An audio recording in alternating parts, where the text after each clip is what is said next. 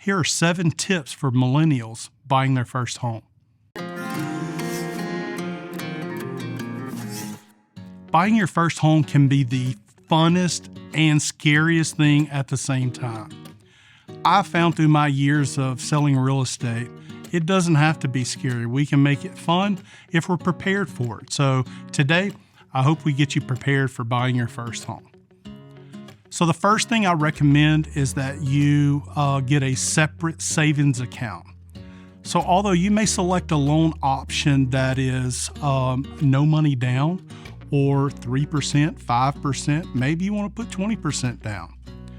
You want a separate savings account to put that money in so you know that it just doesn't get eat up with just other expenses in the household. But also at the same time, even if you're going with a no money down option, there's always going to be closing costs that you have to consider. Number 2, you need to take really good care of your credit. So although you can get a home with not so great credit, the better your credit is, the lower your interest rate is going to be and the better terms you can have on your loan. So taking care of your credit will go a long ways in bringing value to the process. Number 3, understanding all the costs involved. There are lots of different costs, whether it be inspection fees, whether it's closing costs or down payment. We want to make sure you're educated through all of the costs that are going to be involved through the process. Number 4, and this is a big one, work with a local lender.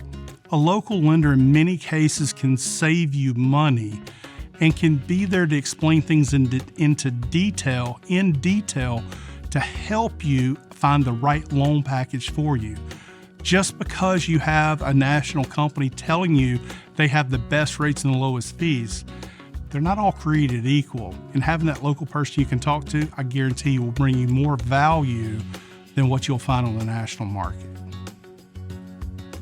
Number 6, research the neighborhood and the type of home that you want. We want to be really clear on what your goals are when buying a home. If we have wide expectations, it's going to be really hard for us to narrow in on what's going to be the best fit for your family.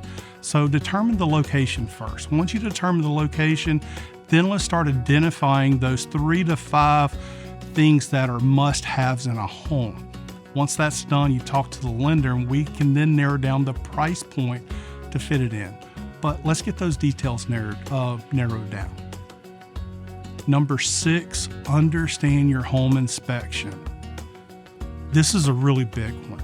Now, in Louisiana, most of the homes when they sell, pretty much every home I've ever sold, unless it's new construction, is going to be sold as is where it is.